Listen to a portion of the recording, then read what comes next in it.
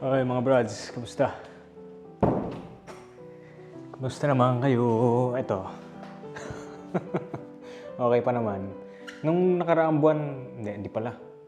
Nakaraang buwan, parang ang bilis lang. Nung, ano na bang, February, 3 months, 5 months ago. Pumunta kami ng Italy ni Mother, tapos ginaid kami ni ate, ni dear sister. Parang gusto ko na agad bumalik, ang ganda. Kung may pera lang talaga ako at tataon-taon. Pagbaba mo pa lang ng airport dun sa Italy, ramdam mo na kagad na ibang-iba yung lugar kasi una ko napansin, ang daming sculpture dun.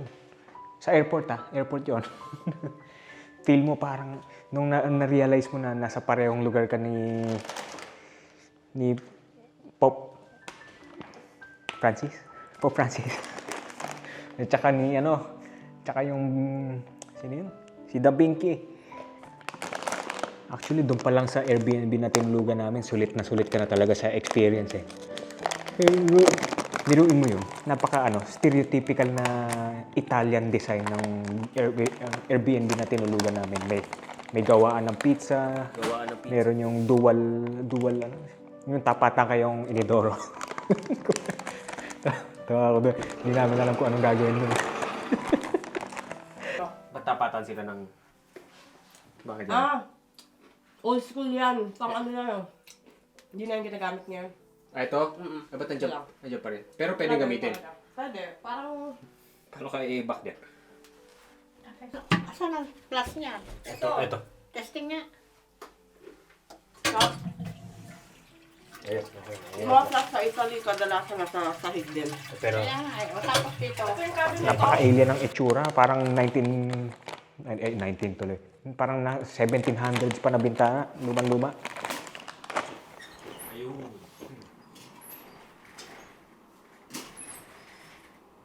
Tapos, kung gusto pa mas madilim, ganyan na lang. Tapos yung pinaka-favorite ko doon, yung elevator doon sa Airbnb. Panahon pa ni Kopong-Kopong. Ganito, old school yung elevator.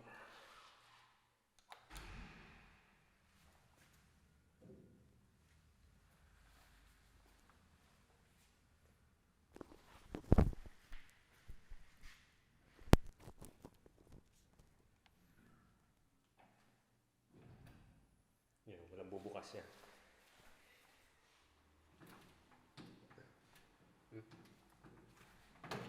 Ayun. Bukas.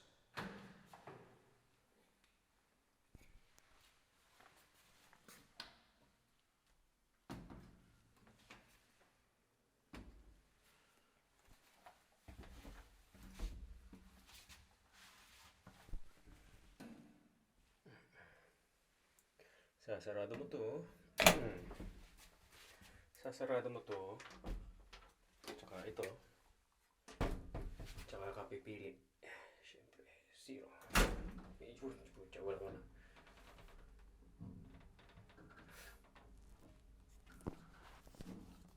Walang sabi-sabi bigla na lang bababayan.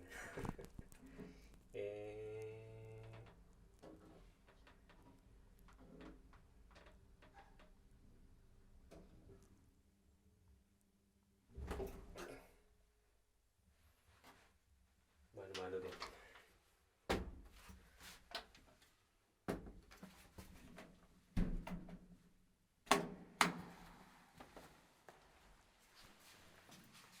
Sasarap para sa susunod na gagamit.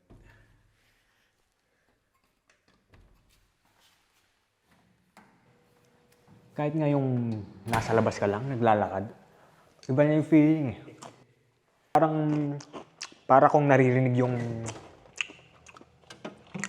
tunog nung sa dagat pa.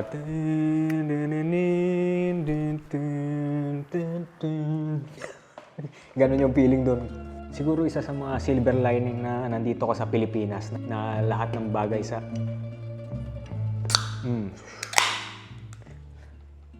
ibang bansa na-appreciate mo kasi nasanay ka dito. Doon sa buong stay namin sa Italy, parang 2 main lang pero pagod na pagod kami. Naglaan kami ng tig isang araw dun para sa Colosseum tour at saka yung sa Vatican. Dun sa Colosseum, pag bumili ka pala ng ticket dun, mapupuntahan mo na lahat. Bali, ano siya? Ano yan? 3 main na lugar eh. Pero since city center siya, ang dami mo nang pwedeng puntahan.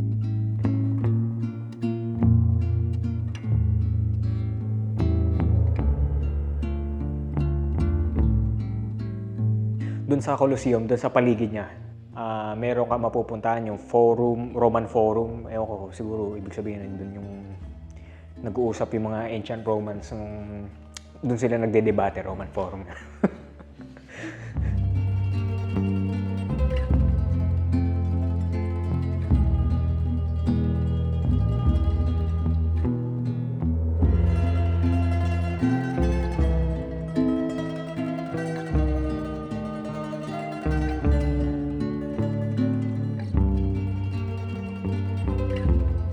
Tapos yung isa, yung Palatine Hills. Hindi kasi ako familiar doon, pero siguro kung nabasa ko yung before pumunta doon, mas na-appreciate ko yung lugar na yun. Tapos meron pa yung Ark of Constantine or Ark of Constantine. Yun lang, alam ko lang yung pangalan niya kasi nakasulat doon. Pero hindi ko alam yung parang historicism niya. Tapos siyempre yung gladiator, yung Colosseum.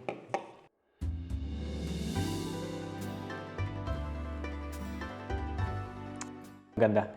Na-preserve ng government yung pagkaluma ng Colosseum.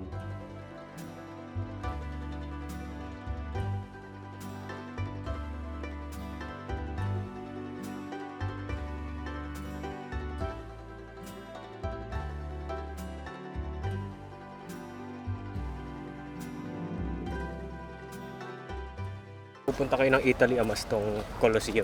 Hindi masabi kung gaano kalaki yung in person to. Hindi makukuha sa camera. Yun nga lang.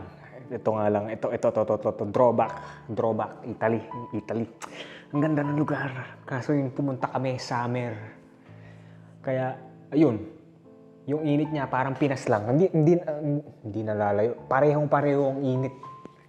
Naglalakad ka lang sa labas. Grabe. Ano na.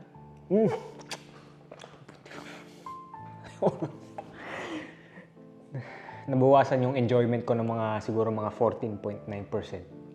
Baka mas mataas pa kasi yun talaga. Pinaka-complain ko talaga doon sa Italy. Tamad na tamad kami lumabas kasi sobrang init. Bukod doon, ang ganda. Actually, kung tutuusin, doon sa city center, kung nasan yung mga Colosseum, parang tabi-tabi na yung mga tourist attraction doon, yung mga historical spots, yung Fontana di Trevi, yung Pantheon, tabi-tabi, magkakadikit na sila. So, yung Italy, parang isang malaking museum yung city na yun. Kahit saan ka maglakad, puno ng Italian cheche. So, feel mo, naglalaro ka ng Assassin's Creed, parang ganun yung feeling. Init nga lang, nung pupunta ng summer. Tapos yun na, yung pinaka-highlight ng Italian trip. Since nasa Italy ka na, pumunta ka na rin ng Vatican, nandun na yun eh. Pero ang buti na lang si Dear Sister, sanay na sa mga travel. Nag-book na siya in advance para doon sa Vatican tour. Kasi oo nga naman, yung pagpunta namin doon umaga, mga alas 7. Ang haba ng pila. Yan, kita niyo yung pila na yan.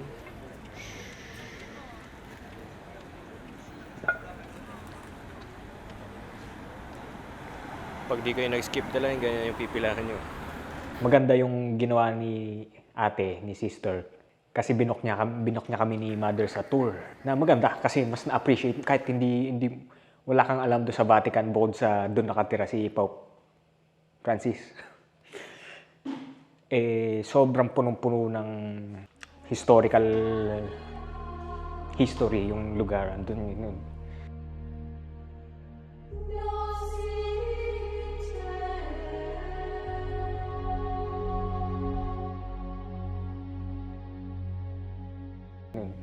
Si si Michelangelo, yung mga paintings niya, si Raphael, si Donatello, tsaka si Michelangelo.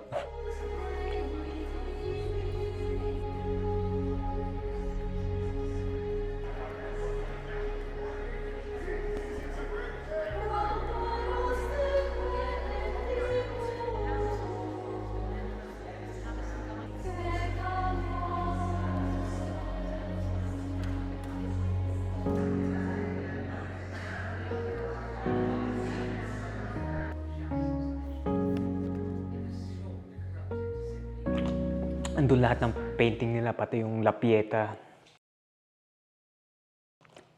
At saka, yun nga, pag may tour guide kayo, mas napipilitan kayong, hindi kayo napipilitan, parang parang natural na mas na-appreciate nyo kasi magaling yung tour guide nyo.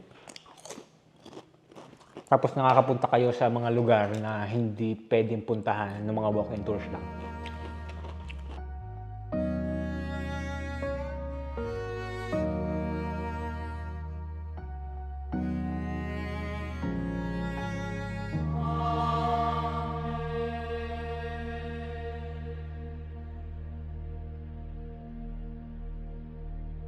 Dic nobis Maria,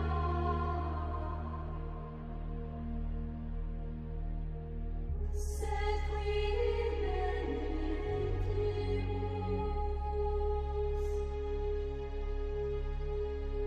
timeamus et amen. Yun nga lang, hindi namin nakita si Pope Francis. Hindi namin nakita. Ayun. Yun yung wag niyo mamimiss. Pupunta na lang din kayo ng Italy, sama niyo na yung Vatican. Maglaan kayo ng 1 day. Tapos i-tour nyo. As in, sumali kayo sa low people tour. Low people tour. Ano yun? Yung konti lang kayo sa isang group ng tour. Kahit mas mahal bayaran nyo yan, nasa Italy na kayo eh. Huwag na kayo magtipid, please. Kaya huwag na kayo magtipid. Kailan pa kayo babalik dyan?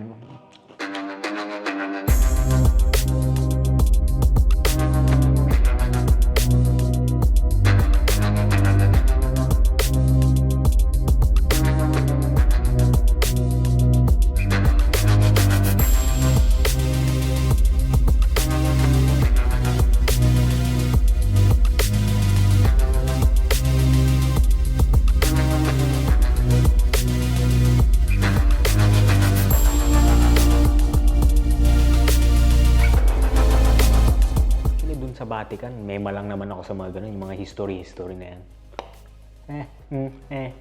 Pero pag nandun ka na, tapos lalo na kung nasa tour ka, libs ka, wow!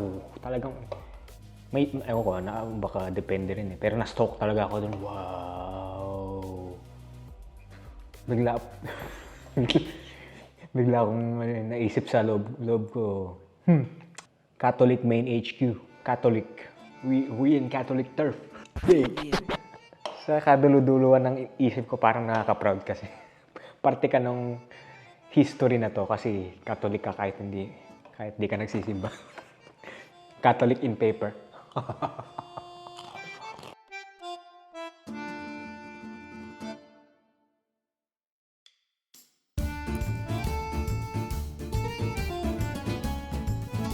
Yung tour namin may libreng breakfast daw eh. Ano yung binigay sa amin? Yung espresso. Yung ganyang kaliit yung shot. Espresso, ganyan. Ganyan kaliit. Bali, pag ginawa ka mo yung magganyan. Tapos, tawag nila cornetto eh. Cornetto. Pero, croissant. Yung pala yung parang pinaka-breakfast nila doon. Yung typical na breakfast ng mga Italiano. Hindi lang basta on paper kasi nakikita ko talaga eh. Nung isang umaga, pumunta kami sa isang coffee shop. Yung mga lokal doon, nakatayo lang. Ito, andito yung counter. Andito yung counter na yan. Tapos andito yung barista. Barista. Ilan? Yung Italianong magbe-breakfast, nakatayo lang sa counter. Andito. Sipin mo, ito yung espresso. Nakaganyan lang. Espresso, maliit. Tapos cornetto. Yan, ganyan. Ito yung cornetto, yung croissant. nakabalot ng, yung dulo niya nakabalot ng tissue. Yan, ganyan lang nila kinakain. Kakagat. Ano? Usap-usap sa barista. Tapos, kagat. Ganun lang. Ganun yun yung breakfast nila. Ano pa ba? Ay, yung pizza, syempre, Italian. Italian eh. Hindi syempre pizza dapat, tsaka pasta. Yung, ito, yung umorder kami ng margherita. Iisa yung dahon. Keso, kamatis, dahon. Margherita. Ito na ba yung legit na margherita? Isang basil lang talaga. Grabe yung Italy, napakaganda. Siguro kung may babalin ako sa Europe, yun ulit Italy, pero hindi na summer. Ano na? Basta hindi na summer. Yun lang. Ano, mabilis na kami doon, 4 days. Tapos nun, dali-dali kami. Paris, France. Pero baka next time na lang yung Brads, medyo gabi na. Salamat sa pakikinig. Good night. See you.